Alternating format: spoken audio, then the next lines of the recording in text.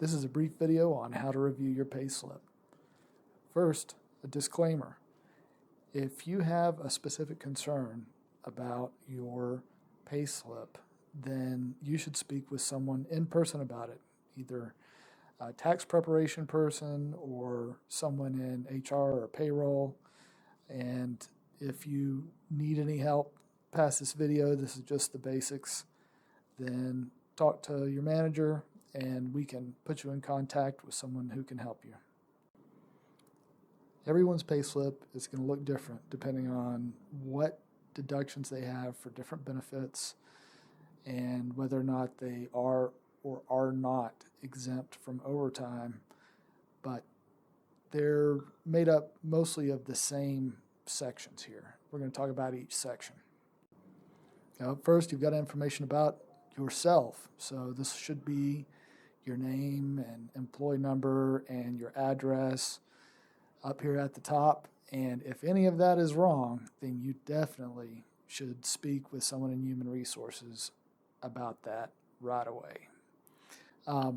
Okay, so what we have here, period type biweekly, that's going to be the same for everyone at the library. Your period start date is the first day, so it's going to be a Friday, of the pay period. The period end date is going to be the last day, so it's going to be that Thursday. And as you can see, it's a 2-week span of time, and then a payment date and a base salary.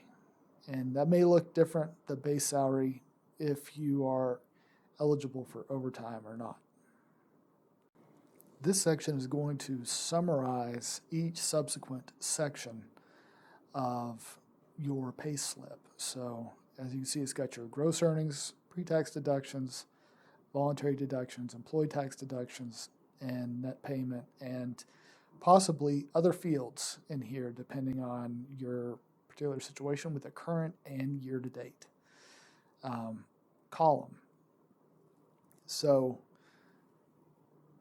each one of these is all rolled up. If there's additional details, then these are going to be just the totals for each section. This is the earnings section.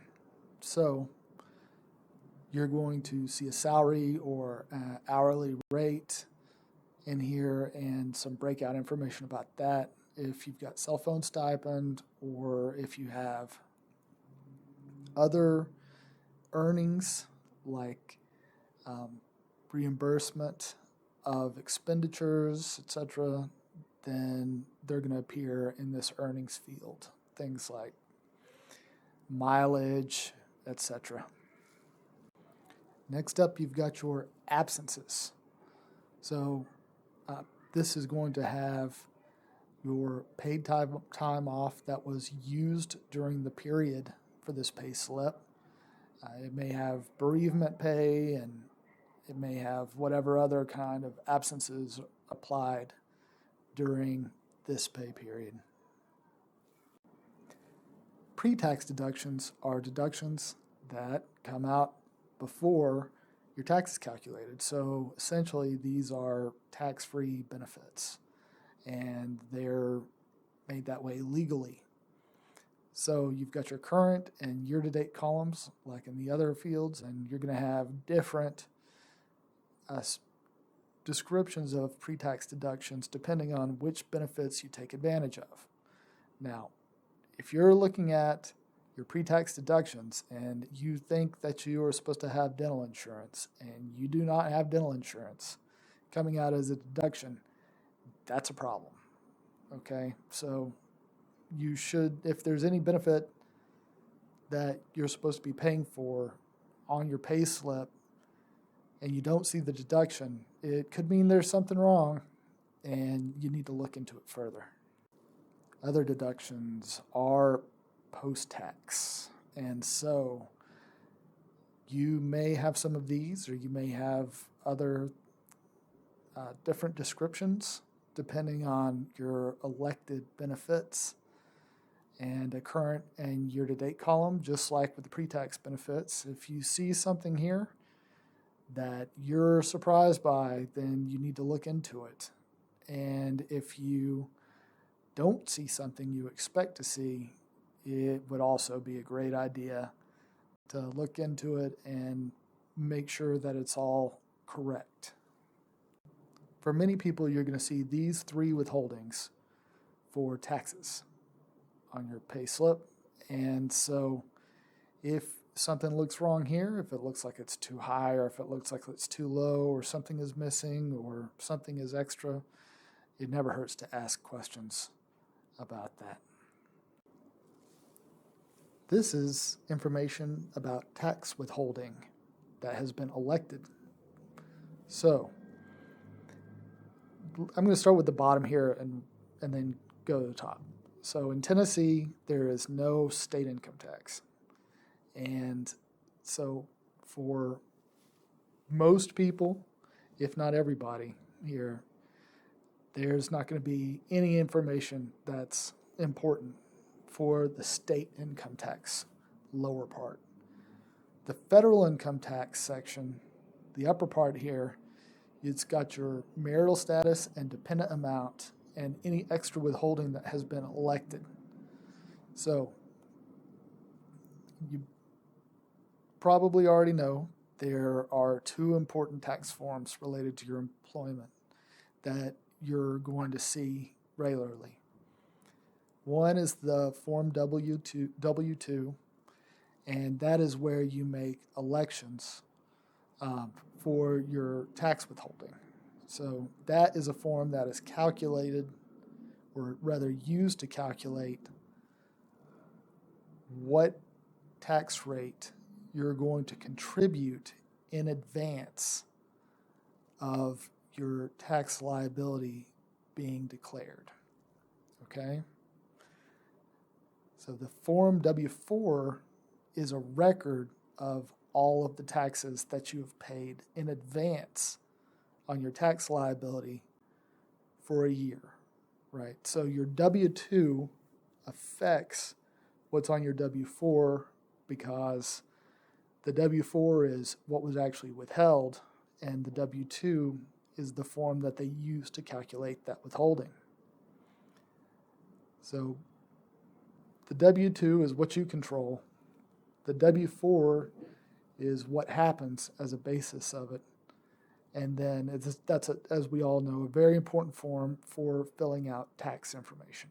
So when it comes to filing income taxes, they're taking your W-4 and whatever other tax forms that you, maybe your personal situation demands, if it's you own your own business or if you have additional types of income, then there are many other forms that go with your W-4 into filling out your tax forms. Here's some information about the distribution of your pay. So this information should look very familiar to you. And I believe that it is possible to split a deposit, or at least it has been in the past at the City of Chattanooga. So there may be additional fields or secondary fields and all that. That's all, the net pay, the actual pay after all earnings and deductions. This field gives you information about your absence accruals. As you can see, it says paid time off accrual hours, and represents that this is a record of how much time you have accrued year to date, if it matches the rest of the pay slip. But that's not what this actually is. This is actually a balance measure based on the final date of the pay period the pay slip represents. So whatever is in this inception to date furthest right field should match whatever the balance of your PTO was on the period end date of the pay slip in question. And since the payment date is quite a bit later than the end of the period for each one of these, that makes this a very poor way of keeping track of your balance in addition to being confusing in how it's worded. So if you need to know your balance of your PTO, then you got to get into Oracle and go to the absence section under the Me tab and find that balance and make sure that the date is set for the current date so that it's taking out all of the immediately preceding uses of PTO time. Thank you very much for watching this video. And if you have additional questions, you should contact Human Resources. Remember that everyone's payslip looks different based on, again, whether they're eligible for overtime or not, and also what benefits they've taken advantage of, and whatever their personal tax situation is. So it may look a lot different than the one that we're using as an example here. So if you have concerns, then it's always better to raise them than to not. Personal responsibility, folks,